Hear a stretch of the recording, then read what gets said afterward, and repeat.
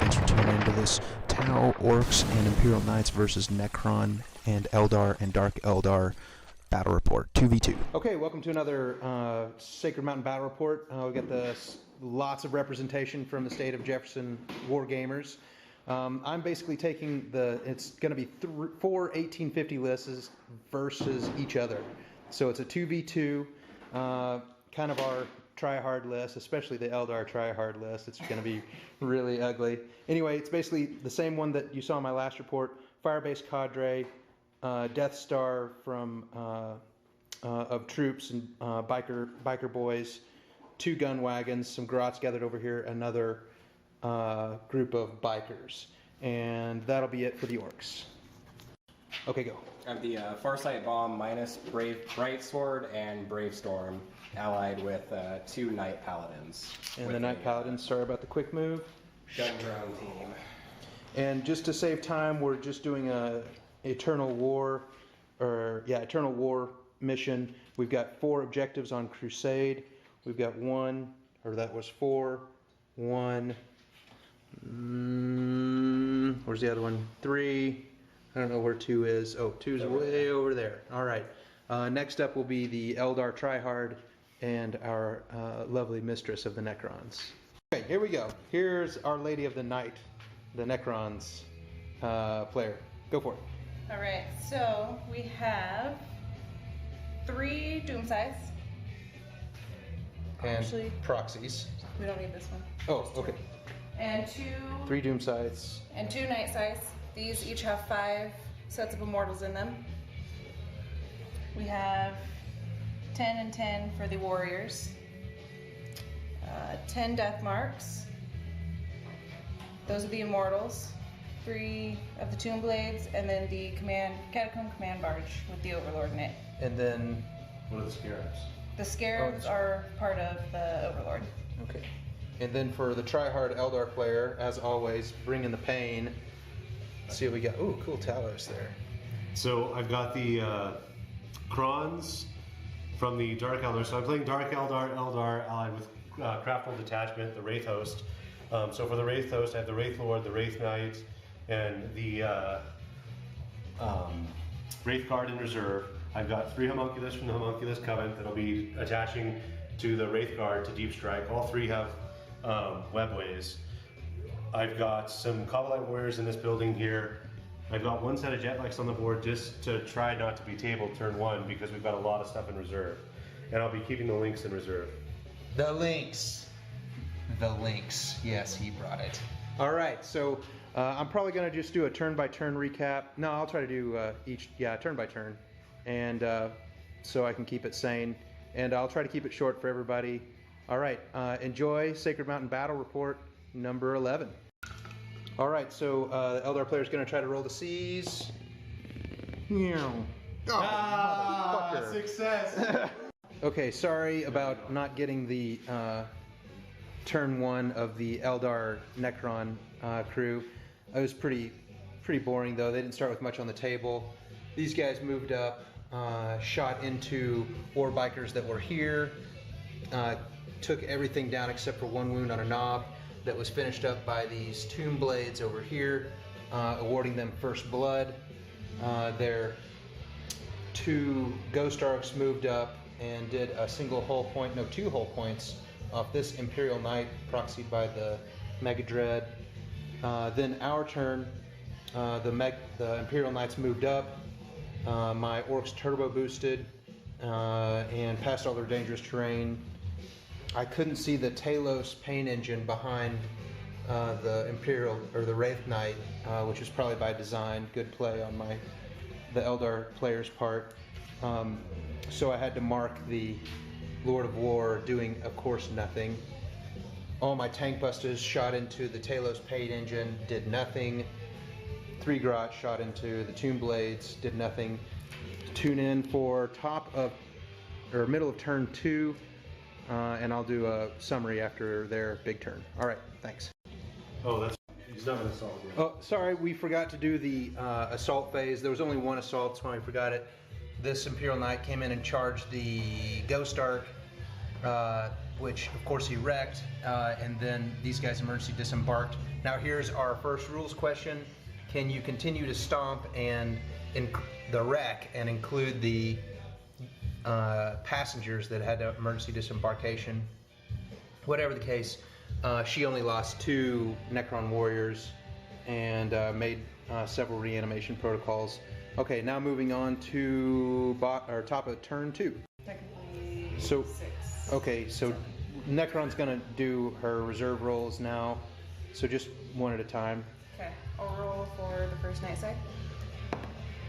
That comes in. Second night side. I think that comes in. 3 of them. Okay. Doom side. That comes in. Next doom side. Does not. And last doom side. Does not. Damn. Now you got some death watch. Hold on. Death marks, right? Death marks? I don't know if I want the death marks to. Well, you have to roll. I don't think you have to roll for the death marks. Oh, okay. I don't think I want them in this turn. Okay. So we'll do the links first. Comes in. Son of a bitch. The first set of deep striking Wraith Guard It's gonna be the quickest apocalypse game ever. comes in. Second set does not. Aha! Third set comes in. All right. Okay, this is gonna be ugly. Here comes the D. All right, welcome back to the top of turn 2. Oh my God. So that was, we're pretty much devastated. We're gonna be tabled at the end of turn 3 for sure. Let's see. So my early warning override really underperformed. I was able to take out 2 of his Wraith Guard. I just don't like that very much. And let's see, recapping. Let's start over here. You got some deep striking Wraith Guard with a homunculus. Wraith Guard deep strike here. Their D weapons fired into the knight, destroyed it. We had some question on the penetrating hit, but I think we figured it out. Yeah, let's go over that real quick. So what's the question? So the D weapons did 3 penetrating hits. All 3 made it through the armor. Do we re-roll to save those penetrating hits after they've already made it in? Or are they just not savable? Yes. You just take the penetrating hit plus the explode result. Right, so yeah, the question is that after you get those D weapon explode results and it takes off 3 more, or D3, right? D3 more wounds with the explode results, would the knight get a his invulnerable save against those extra 3? Ultimately, after looking at it, we ruled no, he wouldn't get it, but we'll let that be commented on. And The wings fired into the other wounded knight and just destroyed it. These guys fired and assaulted the boys in the ruins, killing them. War bikers, yeah. So this was like, I was really kind of hoping to use this because the Wraith Knight doesn't have assault grenades. Made him swing at initiative 1, even with 2 power claws coming at him. Didn't even scratch him. No wounds taken because the Talos pain engine. It's a cron. Whatever that thing is. And then I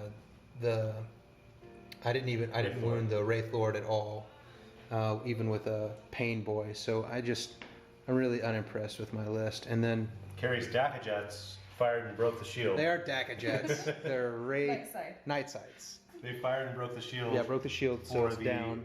3 additional D weapons, which killed the Riptide. And then The doom side. yeah. Oh Took yeah, out the both doom of side. The doom wagons. side. Boom, boom. And One blast. One strength 10 blast took them both out. Penetrating on this guy, he'd already been taken down to 1 hull point by previous Tesla fire.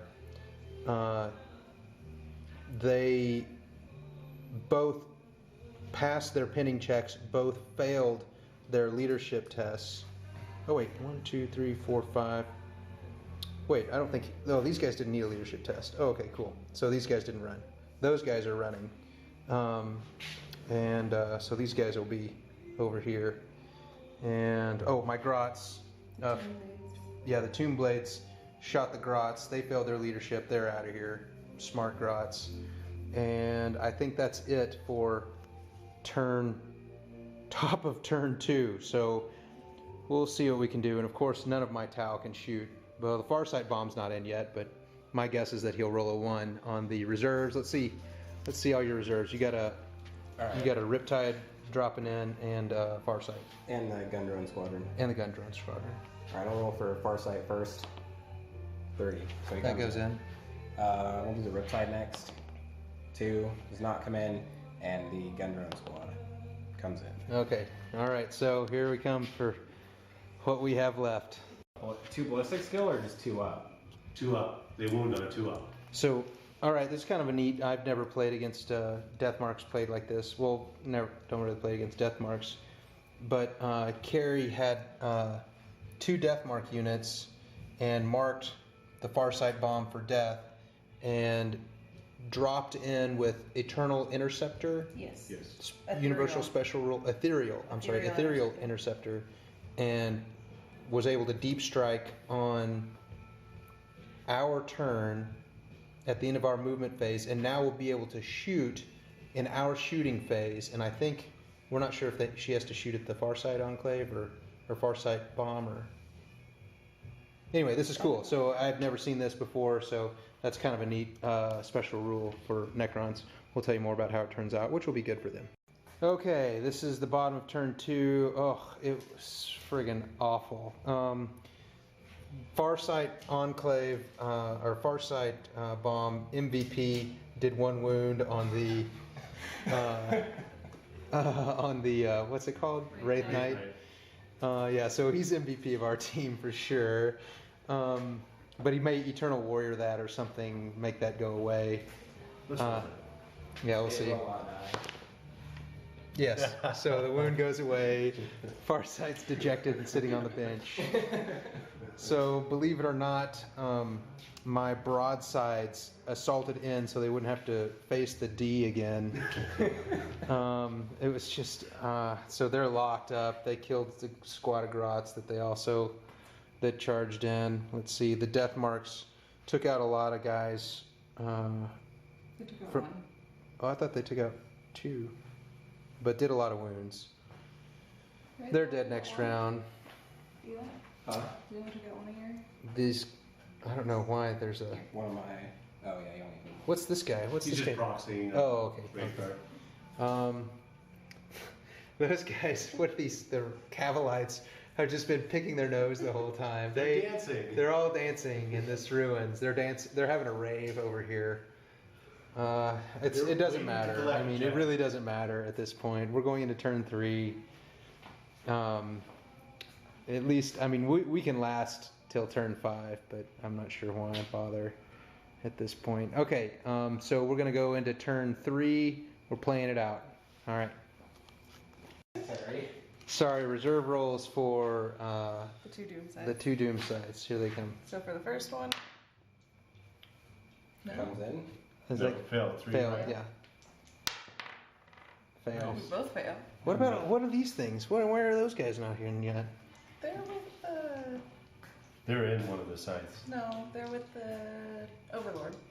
I'm just not sure how they work. That's why they're chilling.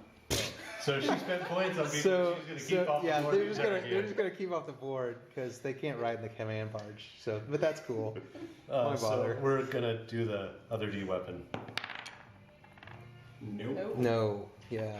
Sad panda. Haha. Okay. Next turn. All right. So, yeah. Turn 3. Here it comes. We're gonna turn it around. Right. End of turn 3 saw the absolute decimation of our forces. We still have a Riptide in reserve, but I'm sure these guys are really hungry, the Eldar and Necron players, and so we're gonna make them forfeit, right? And we win. No.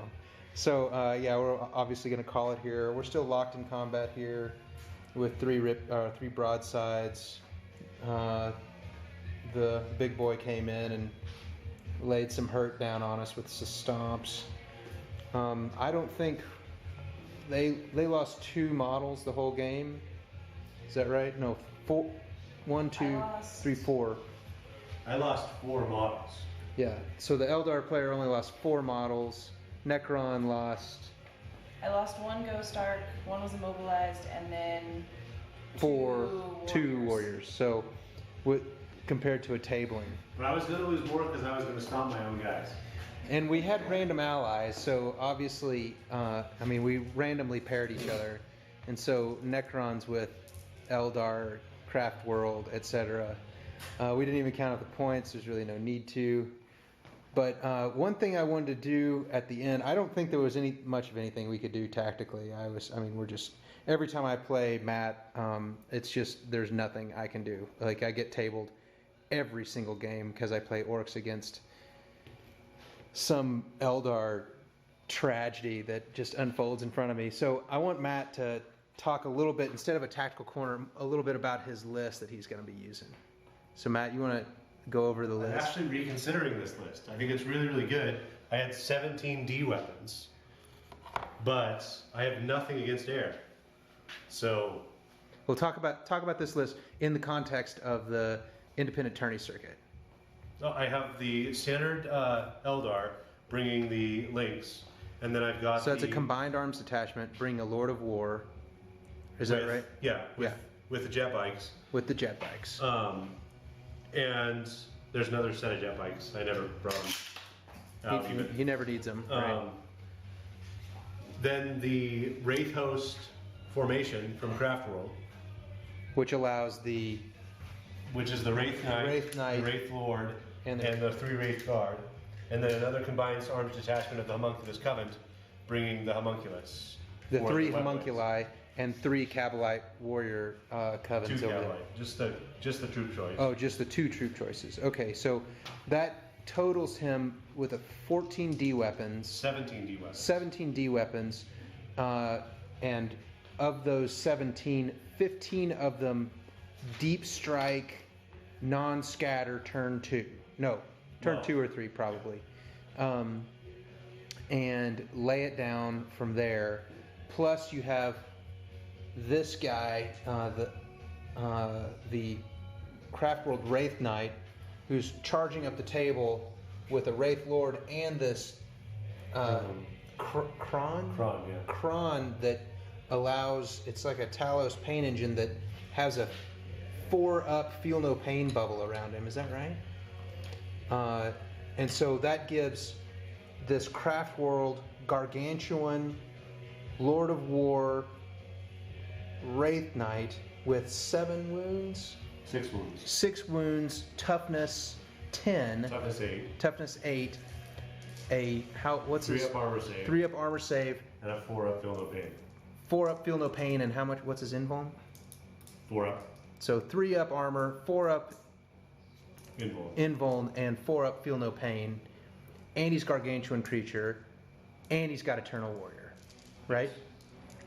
So, and it will not die or whatever. And it will not die, or whatever. It's got a shit ton. So this... And it's got a D weapon with a ghost claim. Yeah, and a D weapon in melee that can slay a Imperial Knight or basically any super heavy walker in combat. It can kill a Stompa with it's ease. Step 5. Yeah, it's initiative step 5 versus initiative step 1 or 2s. It's 395 points for the 2 units, or something close to that. For this guy and the Kron? Yeah, it's slightly more. I think the Kron's like 125, and the Wraith Knight is 285. So, as it stands now for the Las Vegas Open in 2016, what he has there with 2 Lords of War, I believe, is a legal list, because one Lord of War comes in a formation, and that means it's allowed unless it gets FAQ'd between now and then. I know that previously you could only have 1 Lord of War, so that's the question, but my esteemed colleague Eldar player here said that he saw on Frontline Gaming it being discussed and that it was deemed... It sounded legal to me. Sounded legal. Okay, so that's going to be a real pain in the ass. Hope to see you guys in Vegas, and I'm going to crush you all with my orcs. Hey folks, thanks for tuning in to another Sacred Mountain Battle Report 2v2 hastily assembled battle report again. I think that the Craft World player went over points in a big way, and probably also has questionable legality in ITC format event with 2 Lords of War. I think I totaled his points at about 2,030 or something like that. There's my understanding of the Craft World Codex, though he can trim some. Seems like really tough list. He says he's really vulnerable to air, which may be the case. I'm sure he's going to modify it for the LVO. He did pretty well at the LVO in 2015, but I think he's going to be a formidable opponent. May not place up high in 2016, just because we don't get a lot of experience up here in the state of Jefferson.